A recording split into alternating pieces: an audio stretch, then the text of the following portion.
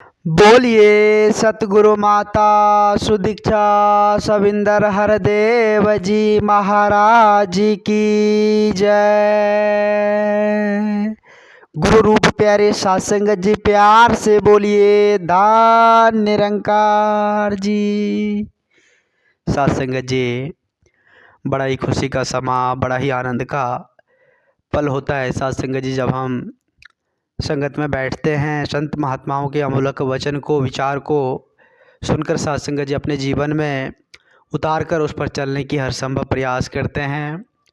तो अब साधुसंगत जी समय के रहबर सतगुरु माता जी के पावन पवित्र चरणों में यही अरदास, यही विनती करें कि हे सतगुरु, आपने जो ये इतना सुंदर विचार, बुद्धि, विवेक बख्शा है, आप जी कृपा करना कि सदा यह मन सेवा सत्संग से जुड़ा रहे, संत महात्माओं के पावन पवित्र चरणों से जुड़ा रहे, संत महात्माओं के अमोलक वचन को श्रवण कर इस जीवन के सत्संग जी आनंद पथ को प्राप्त करता रहे।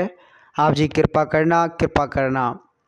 अब सत्संग जी विचार करें, सत्संग जी वैसे अगर सांसारिक तौर पर बात किया जाए तो सत्संग जी हम इंसानों में कहीं ना कहीं कोई सत्संग जी डिफेक्ट है, हम इंसानों में कहीं ना कहीं कोई कमी है सत्संग जी, जिसके लिए सत्संग जी संत महापुरुष बार बार हम इंसानों को सत्संग जी संकेत देते रहते हैं, बार बार हम इंसानों को समझाने की हर संभव कोशिश करते रहते हैं और इस समय की महत्ता को सत्संग जी हमें समझाते रहते हैं कि वाकई में यह अमूल्य समय, यह कीमती समय हमें परमात्मा के गुणगान करने के लिए मिला हुआ है, हमें परमात्मा को भजने के लिए मिला हुआ है।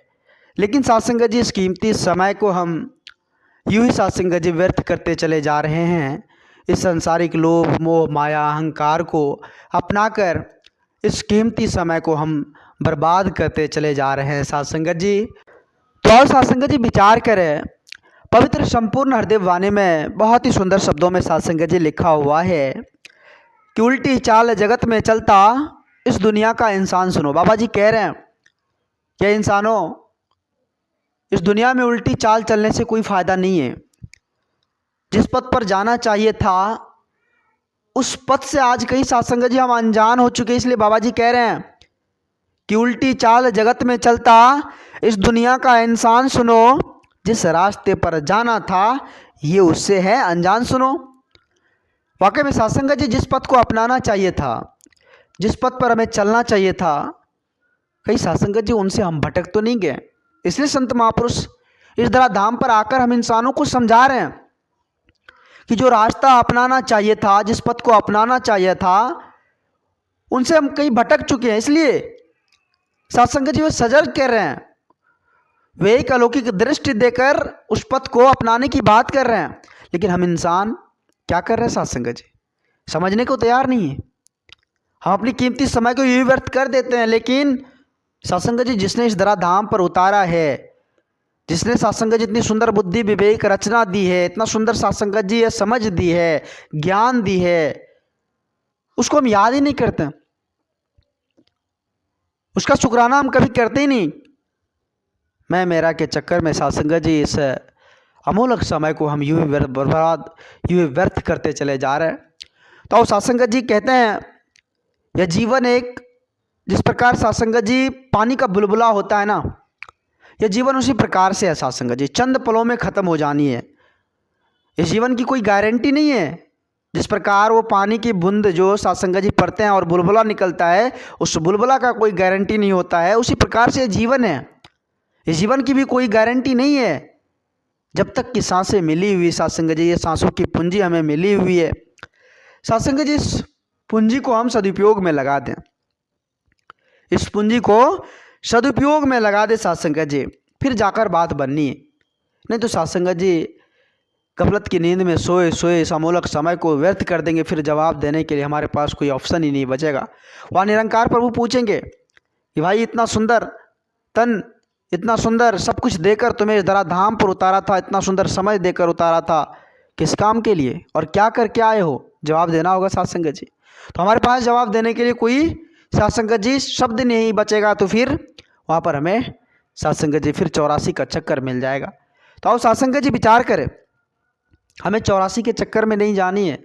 यही साथ संगत जी, यह देह रूप जो मिला हुआ, शरीर रूप जो मिला हुआ है, यह 84 के चक्कर से बचने के लिए मिला हुआ है, मुक्ति पथ पाने के लिए मिला हुआ है, मुक्ति धाम को पाने का साथ संगत जी एक मौका मिला हुआ है। लेकिन हम विचार करना होगा, हमें समझना होगा साथ संगत जी, जब तक हम सच्चे सदगुरु के श्री चरणों में नतमस्तक नहीं होंगे, जब तक साथ संगत जी सच्चे सदगुरु के दर साथ संगत जी खुद को सब कुछ समर्पित नहीं करेंगे, तब तक बात बनने वाली नहीं है।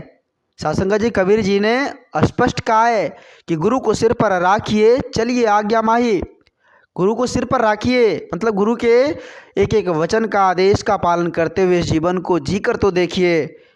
साथ संगत जी 3 लोक में डरना ही, कहते हैं कि गुरु को सिर पर राखिए चलिए आज्ञा माही, अकह कबीर दास को 3 लोक डरना ही।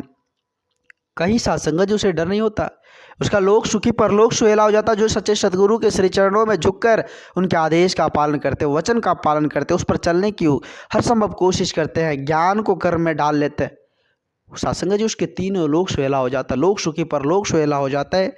तो साथ संगत जी हम भी विचार करें, हम भी समझने की कोशिश करें। आज साथ संगत जी इस धराधाम पर हमारा जन्म अमन चैन शांति के साथ रहने के लिए, प्यार बांटने के लिए, एक दूसरे के साथ प्रेम एकत्व मेलवर्तन के साथ रहने के लिए दिया है। साथ संगत जी आओ जी ले इस ज्ञान पर, नहीं तो साथ संगत जी बाद में हमारे पास पछताने के अलावा और कोई चीज़ ही नहीं बचेगी।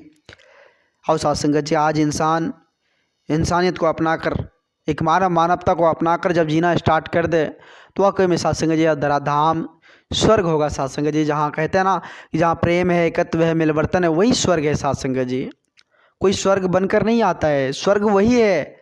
इसी धराधाम पर सब कुछ है साथ संगत जी। जो प्यार अमन के साथ रह रहा है, चैन के साथ रह रहा है, मानो साथ संगत जी वह जीवन स्वर्ग में बिता रहा है। और जिसके जीवन में नफरत, वैर, तकरार, अहंकार है, मानो साथ संगत जी वह नरक में अपना जीवन जी रहा है।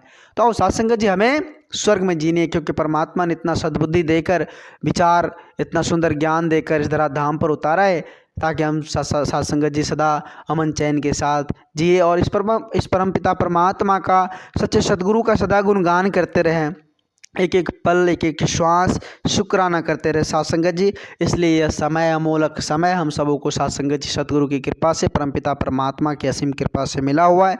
तो साथ संगत जी इस समय की महत्ता को समझते हुए सदा सेवा, सत्संग, सुमरन से जुड़े रहें, संत महात्माओं के आदर सम्मान करते रहें और साथ संगत जी इस जीवन को आनंदित तौर पर जीते रहें। दास आप जी सभी संत महात्माओं के श्री चरणों के धूल के समान है। दास बच्चा है, दास को उतनी बोलने की हुनर नहीं है, क्षमता नहीं है जो आप जी जैसे महान दिव्य संतों के आगे कुछ बोल पाएँ। दास को माफ़ करना, अपने श्री चरणों से जुड़े रखना। दास भूल चुक के लिए आप जी सभी संत महात्माओं के पावन पवित्र चरणों में क्षमा चाहेगा। और साथ संगत जी सभी संत महापुरुष मिलकर समय के रहबर सदगुरु माता जी के पावन पवित्र चरणों में अरदास विनती करें कि हे सदगुरु, आप तो जनन जनावन हार हो, आप तो करण करावन हार हो, आप जी कृपा करना, रहमत की बारिश करना, सभी संत महात्माओं के दुख तकलीफ परेशानी को हर कर संतों की टोली में बैठाए रखना, आप जी कृपा करना। साथ संगत जी प्यार से बोलिए धन निरंकार जी।